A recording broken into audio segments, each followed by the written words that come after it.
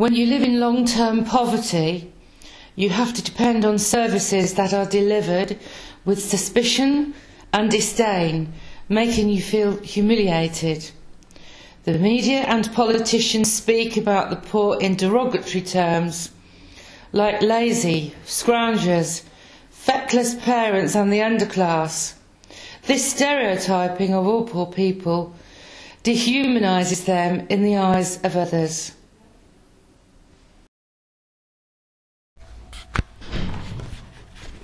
This is me stood outside in the courtyard at ATD Fourth World at Adlington Square in London, taking a 5-minute break before I go back into the office to carry on with my work doing one of the very large mailings. On Mondays, when I am not at ATD Fourth World, I am helping my partner to look after an old lady that lives next door to us. She is very housebound and she is unable to leave her home to just go outside of her front door to put her rubbish bag in her bin.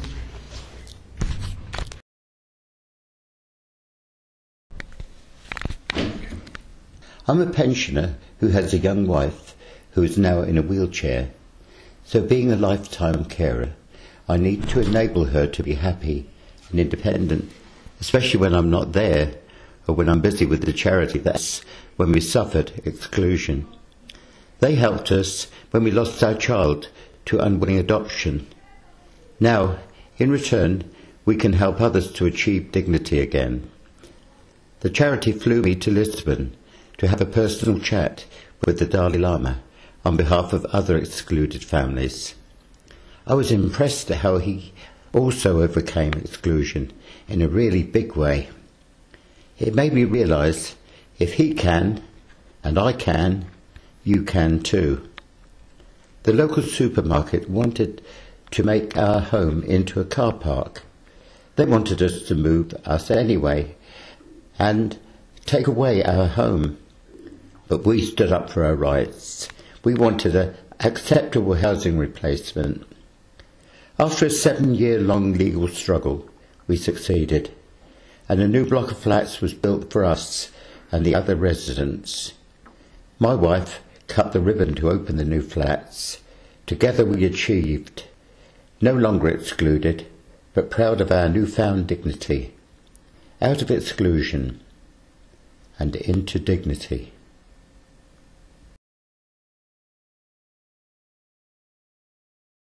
I work in the Salvation Army shop. You know, during the week it gives me lots of enjoyment, and I've gotten to know my work colleagues and some of the customers, and it just feels like home.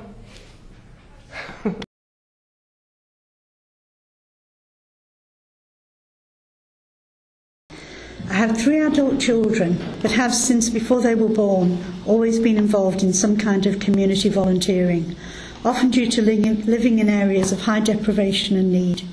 I've taken part in reading schemes for children who are falling behind in school or who needed help learning English, and was for several years involved with a mobile project that brought play provision to the most dilapidated housing estates in Hackney. It's a poor borough, but it's full of brilliant people. When you live in an area where poor and excluded people are crowded together, you see how the local authorities abandon the poorest in the community, as if they're not good enough to deserve help. It's often from this lack of services that local action grows. People have, or see, a need that's not being met, and they begin to get together with like-minded others to find a way to address the problem. These self-help groups are often the origin of voluntary organisations that become established and valued resources in the community. At the root of many of the difficulties people face is long-term poverty and social exclusion. For over 20 years, I've been involved with the anti-poverty organisation ATD Fourth World. For several years, receiving support from them, and then later volunteering with their work on raising awareness of poverty in the UK and the impact on people's lives. I often speak publicly and write on this subject as a representative of families and individuals who are daily struggling in poverty, whether in or out of work. Only by knowing about poverty will we as a society be able to understand the true causes and effects on us all. Only people who've lived the experience have the knowledge we need to change things, but everyone has a role to play. There are many activists like myself who are dedicated to raising awareness and building alliances amongst people in our own communities, as well as with professionals, policymakers and the media. Hopefully actions like these will in the short term begin to erase the stigma imposed on people living in poverty, and the long term build a unified fight to eradicate poverty for all, with those who live through it leading the way.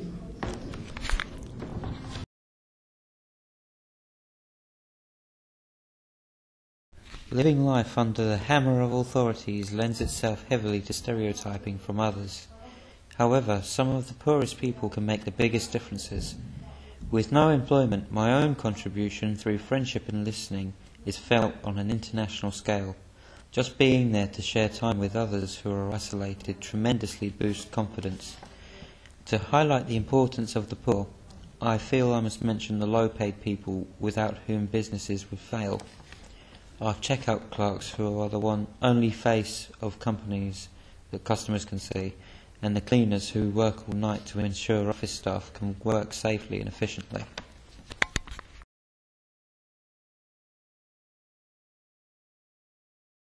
Looking to improve my skill set in building. At ATD, I am given the chance to do that. And I can also build up my self-confidence and bring my new skills into the community by helping the younger rugby players at my club with their life problems.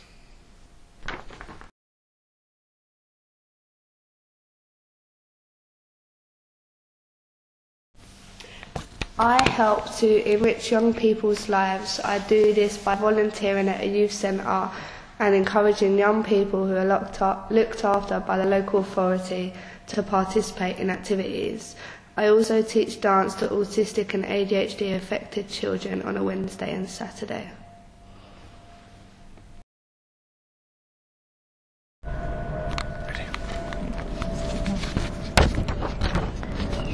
I'm a mum with 7 kids. I have a son who's autistic, so caring for my whole family day to day is a big job.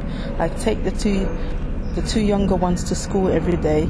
I help them with their homework, take them to the library and take them to the park. I go to a parenting course once a month, a nutrition course every Thursday. I like volunteering for their school trips. There are around 30 kids in each class, so they need a hand on visits to libraries and museums. I also like to help with the reading session they do in their classes in the future. When I'm not looking after my family, I often help my neighbours with stuff. I also go to policy meetings at ATD Firth Road. My favourite meeting was the Need Not Greed campaign launch at the Houses of Parliament. It was a chance for everybody to speak out. Hopefully one day I'll do that too. It would be a chance for me to stand up and have my say. The idea is a bit scary. Going to Parliament last time was scary enough without speaking. But when I do it, I know I am going to think hard about it and have enough to say. Angela, future ambassador.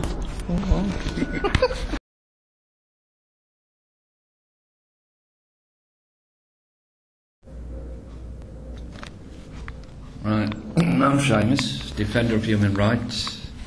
I work to defend rights against poverty and help other families through difficult times. I support families through courts proceedings and fighting for their rights. I support one family when they were fighting for their kid in the courts. I did it because I'm a friend, but I also did it because when I was in that position, it was good to have someone else alongside me.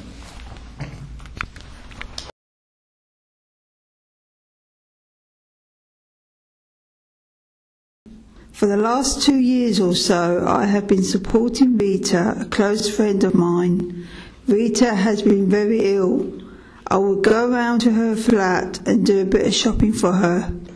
I would often go with her to the hospital or the GP. Rita would phone me and say I have an appointment tomorrow, and would I go over to her place and accompany her. Rita did not like to go alone. Sometimes I would meet her outside the hospital and go in together. I cannot see the ones I suffer through the difficult times, and they can trust and rely on me. I've been caring for my dearest friends and trying to pass on my strength to them. Helping others has made me feel my own self-worth. For many years I've been fighting alongside other people in poverty. We want our voices to be heard, and we want to be respected and not to be washed away. Those who I've become close friends with, I can honestly say it has been a great honour to be part of their lives. I have been an active member with ATD Fourth World for several years. I once had the chance to be a delegate at the United Nations in New York, where I spoke out on behalf of all those who encounter poverty.